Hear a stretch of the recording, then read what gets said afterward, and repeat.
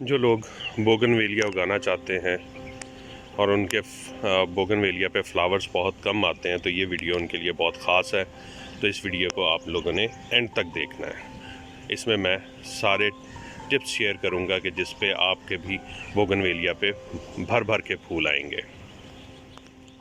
अस्सलाम वालेकुम जी, welcome back to my channel. मैं उम्मीद करता हूँ आप लोग खैरियत से होंगे। देखिए, बोगनवेलिया एक फ्लावरिंग प्लांट है। ये अभी आपको नज़र भी आ रहा होगा। बहुत सारे लोग इसे गमले में उगाते हैं और बहुत सारे लोग इसे ज़मीन में उगाते हैं। इसकी केयर मोर और लेस सेम है, चाहे आप ज़मीन में उगाएं चाहे गमले में उगाएं। तो आज इस वीडियो में मैं आपसे डिस्कस करने जा रहा हूं कि आप बोगनवेलिया से की केयर कैसे करेंगे और इससे अच्छी फ्लावरिंग कैसे लेंगे। देखिए, बोगनवेलिया जो है प्लांट, ये फरवरी के एंड से फ्लावरिंग स्टार्ट करता है और सबसे ज़्यादा फ्लावरिंग करने वाला प्लांट है। ये नवंबर के एंड तक फ्लावरिंग इसकी जाती है। लेकिन लास्ट ईयर भी मेरे पास बहुत सारे क्वेश्चंस आए। बहुत सारे लोगों ने पूछा कि जी हमारा बोगनवेलिया जो है वो फ्लावरिंग नहीं कर रहा, अगर करता है तो बहुत कम करता है या ग्रोथ नहीं हो रही। तो मैंने सोचा कि इस साल सीज़न स्टार्ट होते ही मैं इसकी क्यों ना वीडियो बना के अपलोड कर दूं, ताकि जिन लोगों को भी कंसर्न है वो इसको देख लें और फिर अपने मसाइल को हल करें और वो भी मेरी तरह बोगनवेलिया इंजॉय करें।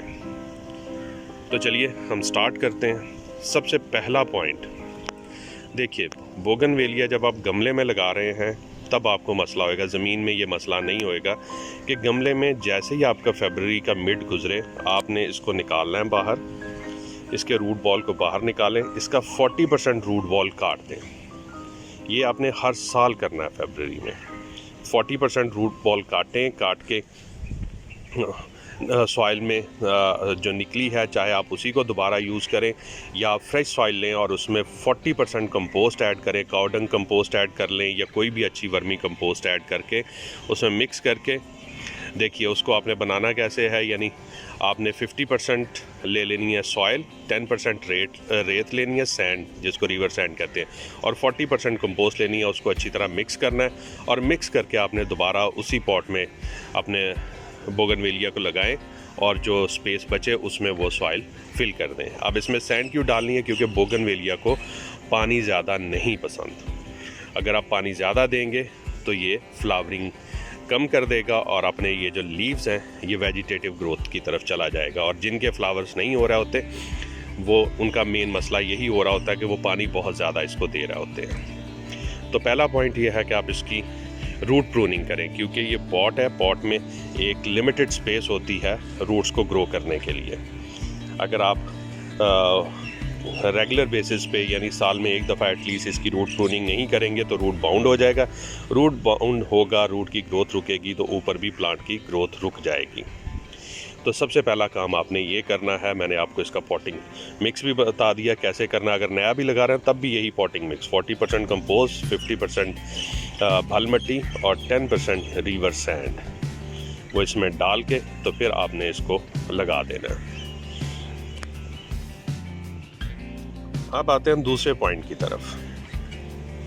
फ्लावरिंग लेना है आपने। अब आप इसको देखें, फ्लावरिंग लेने के लिए जो सबसे बड़ी बात है वो ये है, आपको ये नज़र आ रही होगी कि इसका जो मैंने पॉट में सॉइल डाली हुई है वो ऑलमोस्ट मैक्सिमम जो आप कह सकते हैं कि 1 इंच ही मैंने स्पेस छोड़ी है इसके पानी के लिए, ज़्यादा स्पेस नहीं छोड़ी। वो मैंने पहले भी अभी बताया है, दोबारा बता रहा हूँ। ये सेकंड पॉइंट है कि आपने इसको पानी कम देना है। इसके लीव्स लटक जाएं, कुछ हो जाए, आपने इसको पानी कम देना है। और इसीलिए मैंने ये स्पेस भी कम छोड़ी है ताकि कम पानी इसमें जाए और ये मैक्सिमम फ्लावरिंग करे। क्योंकि पानी कम रहेगा, ये डेजर्ट नेचर का प्लांट है, यानी जो डेजर्ट प्लांट्स होते हैं उस टाइप का प्लांट है, तो ये बहुत कम पानी पसंद करता है। तो इसको आप जितना कम पानी देंगे उतनी ये ज़्यादा अच्छी फ्लावरिंग करेगा, और जितना आप पानी इसका बढ़ाएंगे ये अपनी वेजिटेटिव ग्रोथ पे चला जाएगा। पत्ते ज़्यादा नज़र आएंगे, फूल आपको कम नज़र आएंगे। तो इसको आपने पानी कम देना है। ये सेकंड पॉइंट है। इस बात को लेके चलिए, कम पानी ज़्यादा फूल, ज़्यादा पानी ज़्यादा पत्ते, कम फूल। नेक्स्ट पॉइंट जो है वो ये है कि इसका 20 से 25 दिन का फ्लावरिंग साइकिल होता है। जैसे ही आपका ये फ्लावरिंग साइकिल ख़त्म हो तो आप इसकी ट्रिमिंग करें। इसकी टिप्स को 3-3, 4 इंच काट दें। हर ब्रांच के टिप को थोड़ा थोड़ा काट दें। उससे क्या होगा, ज़्यादा ब्रांचेस आएंगी तो ज़्यादा फ्लावर्स आएंगे। और ये जैसे ये लीव वाली ब्रांच है, ये फ्लावर वाली ब्रांच है, ये जब फ्लावर ख़त्म होंगे तो ये ड्राई होगी।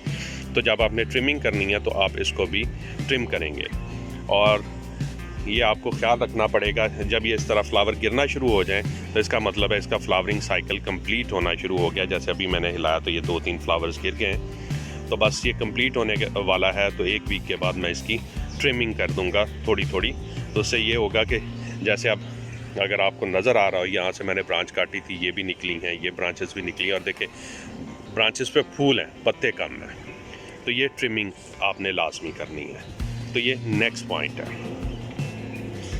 इसके बाद अगली जो चीज़ है वो अक्सर लोग ये पूछते हैं कि हाँ जी, कि हमने इसको क्लाइंबर की तरफ लेके जाना है, ये क्योंकि इसमें नेचर है इसकी, आप इसको इस तरह ट्रेन करके ट्री की तरह या प्लांट की तरह भी रख सकते हैं, या इसको क्लाइंबर भी बना सकते हैं। ये क्लाइंबर भी बड़ा अच्छा बन जाता है। तो क्लाइंबर भी जब तो आप क्लाइंबर भी बनाना चाहते हैं तो आप इसको ट्रिमिंग तब भी करेंगे, तब आप कम ट्रिमिंग करेंगे, कम ब्रांचेस की करेंगे और ब्रांचेस को आगे जाने देंगे। लेकिन ट्रिमिंग करेंगे तो फ्लावरिंग अच्छी आएगी। नेक्स्ट पॉइंट है, लोग इसका अक्सर पूछते हैं कि इसको जी खाद क्या दें, क्योंकि जब फ्लावरिंग नहीं होती तो सबसे पहला क्वेश्चन लोगों के जहन में यही आता है कि हाँ जी, इसको हमने खाद नहीं दी इसलिए ये फ्लावरिंग अच्छी नहीं कर रहा। देखें, जो आपने इसको कंपोस्ट दी है ये पूरा साल उसी पे बहुत अच्छी फ्लावरिंग कर सकता है। लेकिन और भी अच्छी इसकी ग्रोथ के लिए और फ्लावरिंग के लिए अगर आप करना चाहते हैं तो एक स्लो रिलीज़ फर्टिलाइज़र आती है NPK 8-23-18।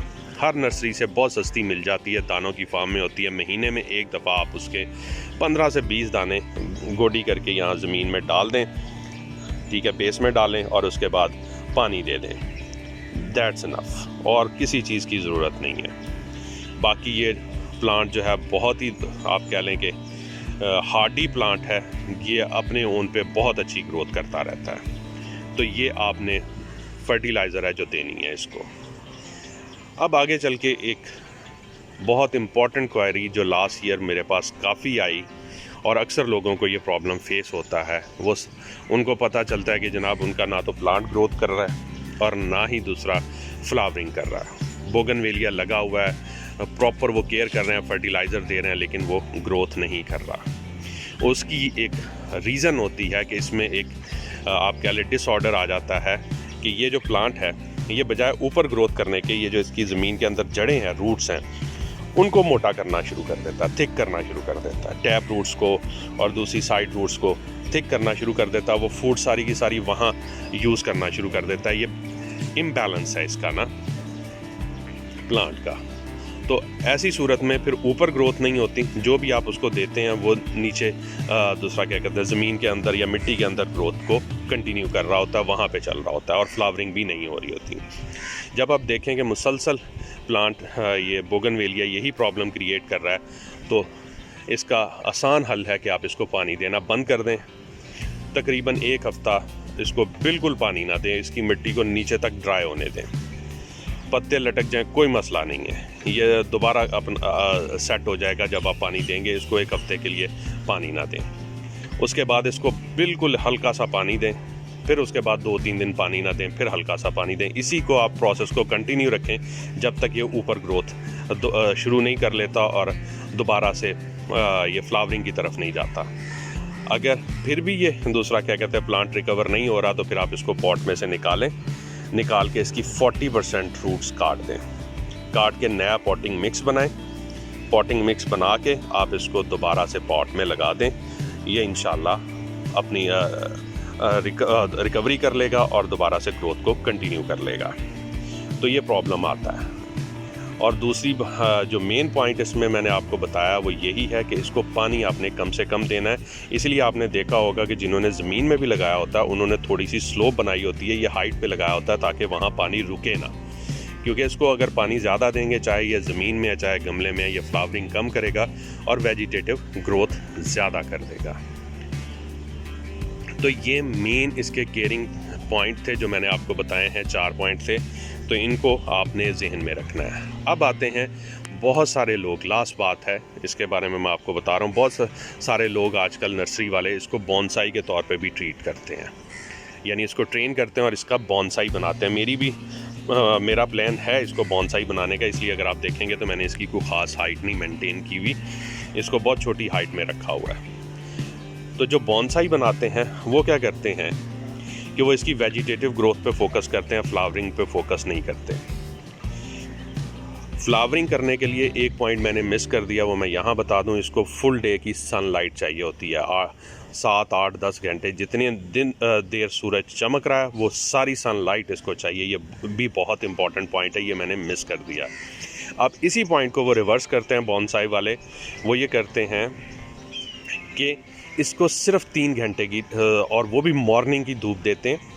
ऐसी जगह इसको प्लेस करते हैं जहाँ सिर्फ मॉर्निंग में धूप आए 3 घंटे की, और उसके बाद इस पर साया रहे। जब ये सिचुएशन आती है तो फिर ये अपने लीव्स की ग्रोथ पे फोकस करता है। ये लीव्स अभी तो आपको मीडियम ग्रीन लग रहे होंगे, फिर ये डार्क ग्रीन हो जाएंगे। जब ये वो करते हैं, ये प्रोसेस को फॉलो करते हैं बॉन्साई वाले, तो ये डार्क ग्रीन लीव्स हो जाते हैं। जब डार्क ग्रीन लीव्स होते हैं तो ये अपनी वेजिटेटिव ग्रोथ पे आ जाता है, इसमें क्लोरोफिल बढ़ जाता है, ये खुराक ज़्यादा बनाता है, पौधा अपनी ग्रोथ की तरफ आता है। तो फिर वो इसको अपने हिसाब से ट्रेन करना शुरू कर देते हैं, तब ये फ्लावरिंग कम करता है। वो इसको फिर पानी भी जो कम हम दे रहे थे वो थोड़ा ज़्यादा पानी देते हैं इसको, लेकिन बहुत ज़्यादा नहीं देते, थोड़ा ज़्यादा, यानी नॉर्मल वे से पानी देना शुरू कर देते हैं। तो फिर ये वो अपनी वेजिटेटिव ग्रोथ पे फोकस करता है और उनके लिए ये हेल्पफुल होता है ताकि वो इसको बॉन्साई के तौर पे ट्रीट कर सकें। तो उम्मीद है आपको ये बातें समझ आ गई होंगी और इंशाल्लाह इस साल आपके भी बोगनवेलिया में ये प्रॉब्लम नहीं आएगा और वो मैक्सिमम फ्लावर करेगा और आप इंजॉय करेंगे। तो अगर मेरी टिप से आपको कोई फ़ायदा हो तो कमेंट करके ज़रूर मुझे बताइएगा और दुआओं में याद रखिएगा। अल्लाह हाफ़िज़।